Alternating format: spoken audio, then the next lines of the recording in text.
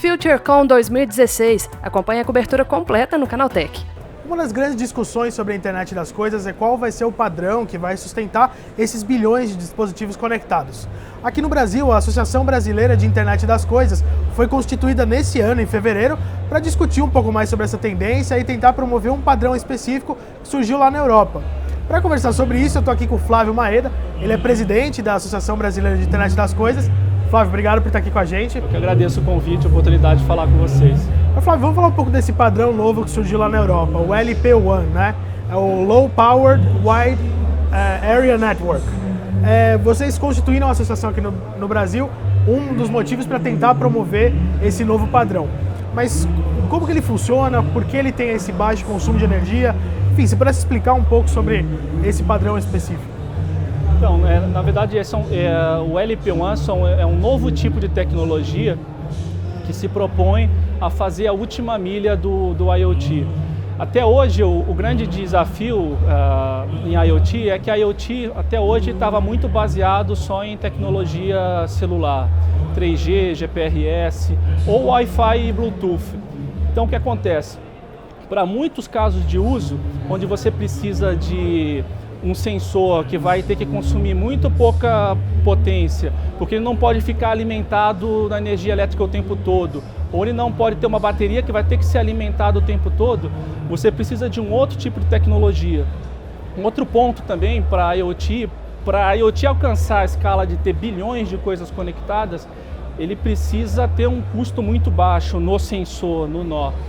Então esse tipo de tecnologia surgiu na Europa, né, na França, basicamente. E o que são? As LPWAN são as Low Power Wide Area Networks. Low Power por quê? Porque ela consegue transmitir dados, pequenas quantidades de dados, não é vídeo, não é som, mas pequenos pacotes de dados de IoT, essencialmente IoT. Do que seria IoT? Seriam sinais de sensores, localização, temperatura, umidade de solo, esse tipo de coisa. E aí essa tecnologia consegue transmitir esses dados numa longa distância. E o que é longa distância? Longa distância a gente está falando de 15 quilômetros em média, na cidade um pouco menos, 3 quilômetros, 4 quilômetros, mas em São Francisco já fizeram testes onde essa tecnologia alcançou 30 quilômetros na Califórnia. Então isso surgiu na Europa uns 2 anos atrás, é super novo, ninguém no Brasil ainda conhece. Então a associação, uma das missões da associação, ela a BIM, a missão dela é tratar de IoT como um todo, ponta a ponta, mas uma das coisas que a gente viu como missão nesse momento, um foco, foi trazer esse tipo de coisa que está acontecendo na Europa e nos Estados Unidos para o Brasil. Então foi aí que a gente decidiu trazer isso, porque aqui até mesmo os formadores de opinião em IoT, o próprio governo ainda não tinha ciência desse tipo de tecnologia. E a gente vê essa tecnologia como um potencial de realmente fazer a IoT acontecer. A IoT que a gente fala das coisas mesmo, você ter sensores e todos os tipos de coisas conectados. Agora você falou que ela não usa a rede tradicional de dados que outros dispositivos usam, como 3G ou 4G, enfim. Qual a tecnologia que ela usa para a transmissão desses pacotes pequenos de dados? Bom, na verdade ela usa rádio também, só que ela utiliza um espectro não licenciado da frequência, que no Brasil a gente chama da faixa de radiofrequências de radiação restrita, ou no mundo todo como ISM, que dependendo do país você tem uma faixa de frequência, e nessa faixa de frequência você pode transmitir livremente, teoricamente, né?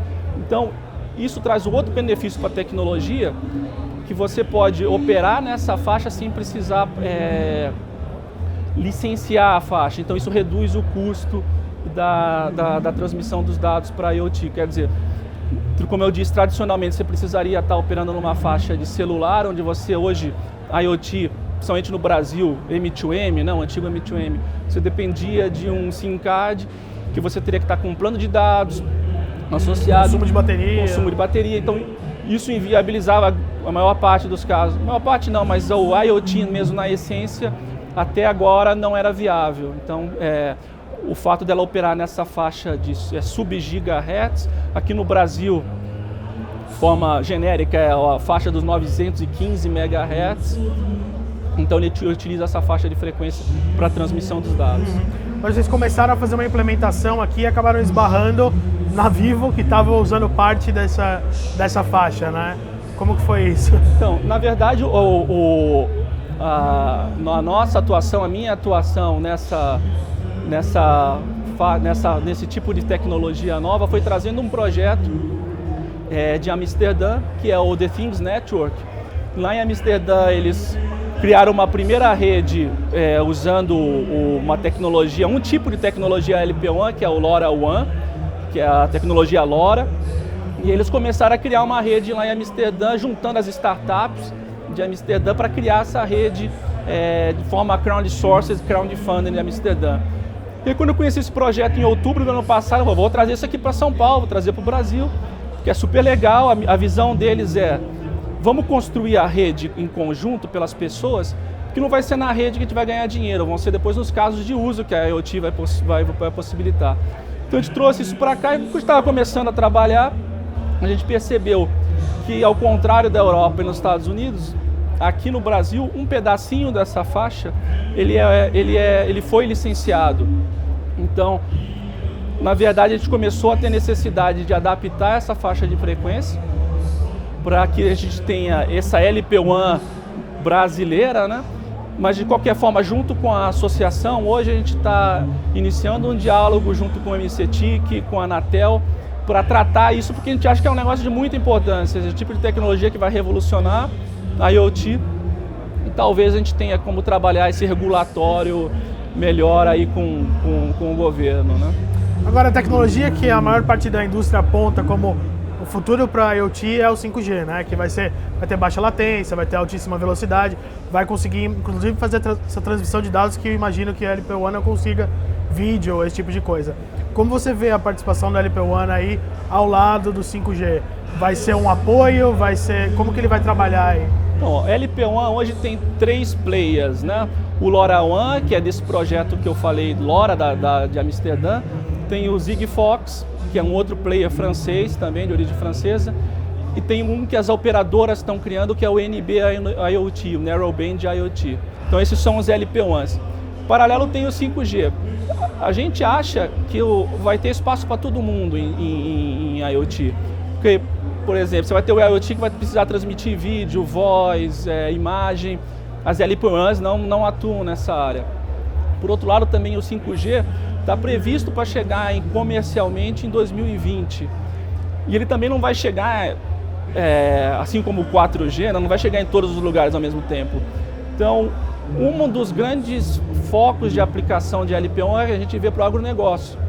Por exemplo, hoje 90% da área agriculturável do Brasil, ela não é coberta por nenhuma tecnologia de celular, nenhuma, nem GPRS, nem 3G, nem nada. 2G. Tem nada, é no G lá. Então, assim, até o 5G chegar no campo, está falando de 2025, 2030. Então a gente vê o papel dessas LPWANs para dar um mínimo de cobertura de IoT para o agronegócio brasileiro, que tem um papel fundamental no PIB do país, né? Mas para transmissão de pequenas quantidades de dados. Então um sensor que vai estar lá na lavoura, que vai pegar a temperatura, a condição meteorológica, solo e transmitir para a nuvem. Mas para quem não tem nada hoje já é muito, né? Então a gente vê esse papel da LPWAN no campo, e aí vai ter LPWAN na cidade, vai ter 5G, vai ter LoRa, Sigfox, todo mundo atuando ao mesmo tempo. Obviamente no longo prazo essas coisas devem convergir, né? Então a gente pode imaginar que ela seria uma tecnologia para apoiar mais o setor corporativo na transação de dados, não vai ser algo que vai impactar diretamente a vida do consumidor, né? Não, eu acho que vai ter um impacto para consumidor, até pelo custo, vai viabilizar casos de uso de startups, por exemplo, né?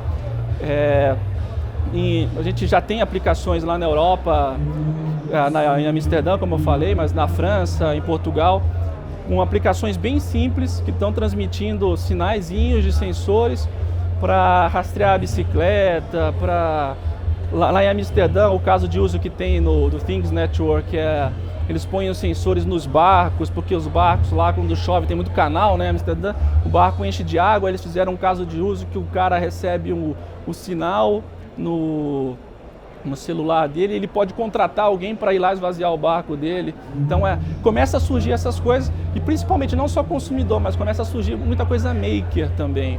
Então a LP1, o LoRa, o The Things Network, ele tem um papel muito também, nesse momento, por ser muito fácil e barato, começar a viabilizar muito startup maker, o cara que vai pegar o Arduino e vai pôr uma conectividade, vai mandar um sinal. Então a gente vê isso como hoje eu diria que o LoRa, o The Things Network é um MVP do IoT. Obviamente depois vai ter o 5G, vão ter outras redes comerciais, mas está faltando ainda criar o MVP, produto viável, para gerar um círculo virtuoso para investimento e outras coisas. Uma introdução para dar ignição nesses dispositivos da internet das coisas. Legal. E eu conversei aqui com o Flávio Maeda, presidente da Associação Brasileira de Internet das Coisas. Flávio, obrigado pelo papo. Eu que agradeço a oportunidade de estar divulgando a IoT aqui com vocês para o Canal Tech. E se alguma empresa quiser entrar em contato com a BINC, como é que faz? Bom, a BINC é uma associação nova, ela está crescendo muito. Nós estamos sempre abertos para trazer novas empresas que querem trabalhar nesse ecossistema de ponta a ponta de IoT, desde o sensor até a nuvem, o Analytics. E para entrar em contato com a gente é simples, é pelo site www.abinc.org.br. Valeu.